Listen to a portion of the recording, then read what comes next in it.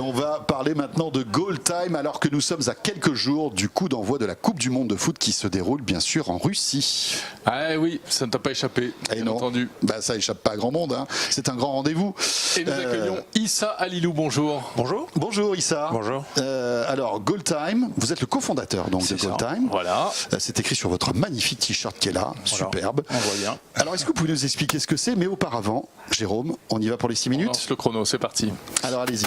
Alors, Goal Time, c'est une plateforme qui est dédiée à la performance en football. Le premier produit en fait qu'on a développé, c'est ce petit capteur qui permet de collecter des données sur les joueurs en temps réel, tout type de joueurs. Il n'y a pas besoin d'être professionnel. Alors ça se met où? Ça se porte où? Alors ça se porte autour de la cheville. Donc on a conçu un textile qui est un peu la même chose que les textiles que portent déjà les joueurs, notamment par rapport au protège tibia. Donc on met ça autour de la chaussette, en quelque sorte. Autour de la cheville, on met le protège tibia par-dessus et ensuite on met la chaussette par-dessus. Donc c'est invisible. Ça bouge pas. Ça pèse 9 grammes, on le voit pas. Ça porte pas un inconfort pour le joueur, il ne le sent pas. Non, le joueur le sent pas, c'est au bout de 30 secondes, il l'oublie. D'accord. Et par contre, en bord de terrain, l'éducateur ou l'analyste a les données en temps réel qui arrivent sur la tablette et lui permet d'avoir deux types de données. Donc des données de jeu, avec les ballons touchés, à qui j'ai donné le ballon, de qui je l'ai reçu. Générer les réseaux de passes, donc on va savoir comment l'équipe a été connectée sur le terrain.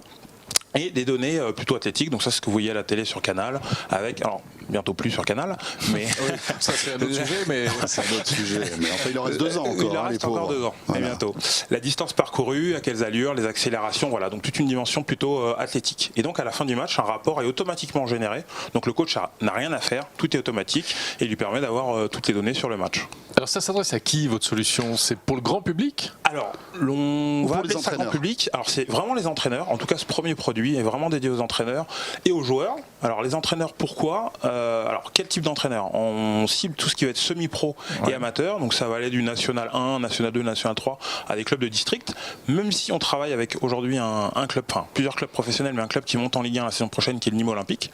Donc on travaille avec le groupe professionnel, mais vraiment notre cible, c'est vraiment les clubs amateurs et semi-pro. Parce que ça n'existe pas déjà, ce type de capteur pour les super pros? Alors, pour les super pros, comme vous les appelez, voilà. Il y a déjà des capteurs. Vous allez démocratiser le système. C'est ça. Ça permet à... Parce que la problématique, c'est que les éducateurs, même sur des clubs de niveau national ou amateur, comme on les appelle, ils vont avoir la même problématique qu'un Guardiola, un Mourinho. Alors, il ne va pas y avoir les caméras, il ne va pas y avoir tout ce genre de choses, mais c'est la même chose. On a le même nombre de séances, on a les mêmes joueurs, on a les mêmes problèmes, et on essaye de gagner le dimanche. Bien sûr, voilà. et d'améliorer en fait l'équipe, quoi. Exactement.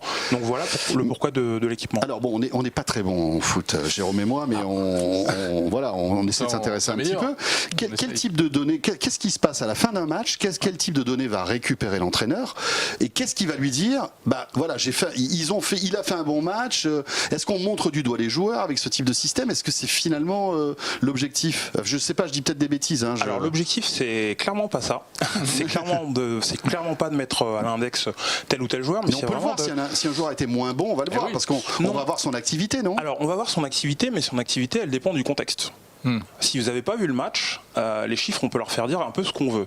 Donc effectivement, un éducateur un peu politique, hein. C'est un peu ça. Ouais. Un éducateur qui est mal intentionné, il va pouvoir, voilà, un joueur qui a couru. Je prends un exemple. Lionel Messi. Lionel Messi, c'est peut-être le joueur qui court le moins dans son équipe à Barcelone. Et pourtant, c'est le meilleur joueur du monde.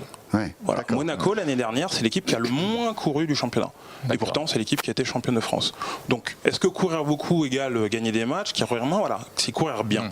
Donc l'équipement, c'est vraiment quelque chose qui va venir compléter ce que l'éducateur va voir sur le terrain. On vient vraiment en complément pour apporter des choses en plus, mais vraiment d'un point de vue éducatif. Voilà. Et alors, un éducateur, un entraîneur peut suivre plusieurs joueurs ou un par un? Toute l'équipe en même temps. Toute l'équipe en même temps. Toute l'équipe. Ah ouais, donc les 11 plus en fonction des feuilles de match, les 4, 5 ou 6 qui sont sur le banc. Et est-ce que ça peut avoir un intérêt pour l'arbitre? Alors, pour l'arbitre, ça peut avoir un intérêt, parce que les arbitres, quand on regarde les matchs de foot, ce dont on se rend compte que c'est souvent l'arbitre qui est le mieux placé en fait sur le terrain. Alors il touche pas le ballon, il joue dans aucune des deux équipes, mais c'est souvent celui qui doit être dans les bons espaces. Ah oui, bien sûr. Donc si vous regardez un joueur comme Iniesta par exemple, il est toujours à côté de l'arbitre. il est toujours bien positionné. Parce que discute avec lui, alors non, parce que c'est là où sont les espaces. Donc effectivement, l'arbitre, c'est un système qui pourrait, les arbitres, c'est quelque chose qui pourrait les intéresser, notamment sur la partie athlétique. D'accord. Alors où en êtes-vous du développement de cette appli et de ce capteur? Alors aujourd'hui, nous, ça fait 4 ans qu'on a démarré, 3 ans de R&D. On commercialise, alors 3 ans de R&D, c'est pas vrai, on continue la R&D, mais voilà, 3 ans. On boucle notre deuxième saison aujourd'hui. On travaille avec un peu plus de 120 clubs en Europe, principalement France, Belgique et Suisse. Quelques petites d'autres opportunités à travers le monde. Et donc ce que je disais, c'est que ça va de Nîmes la saison prochaine en Ligue 1 à Saint-Etienne chez les féminines. C'est déjà opérationnel. Complètement.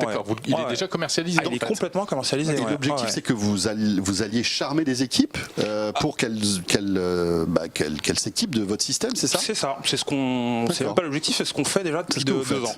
Et ça coûte combien pour une équipe, d'équiper tous les joueurs? Alors aujourd'hui, il faut compter entre 2500 et 3000 euros pour pouvoir équiper une équipe à la fois, mais on peut l'utiliser avec toutes les équipes du club. C'est vraiment un outil fait pour tout le monde. Tout compris, les capteurs, la petite tablette et tout ça. C'est ça. Et un abonnement qui est compris dans ce prix-là. Parce qu'il y a un abonnement après, qui est quoi, annuel, c'est ça? Pour chaque saison, en quelque sorte. Et qui coûte combien l'abonnement? Qui est de l'ordre. Alors si on est éducateur, qui est de l'ordre de 200 euros, ou si on est un club qui est de l'ordre de 799 euros. Eh bien voilà, pas mal du tout. Ah ouais, très intéressant. Ça rejoint un peu tous les capteurs qu'on voit dans de plus en plus de sports. Oui, tout à fait. C'est comme le tennis, le golf, etc. C'est ça. Tous les sports sont monitorés aujourd'hui. Tous les sports sont monitorés, ouais. On essaye d'apporter des choses en plus à la pratique de l'activité. Ouais. Vous ne serez pas sur la Coupe du Monde? On aurait bien aimé. On va simplement la regarder. Parfait. Merci beaucoup Issa. Merci à vous. Plein de bonnes choses donc pour Goal Time. Rappelons que vous en êtes le cofondateur.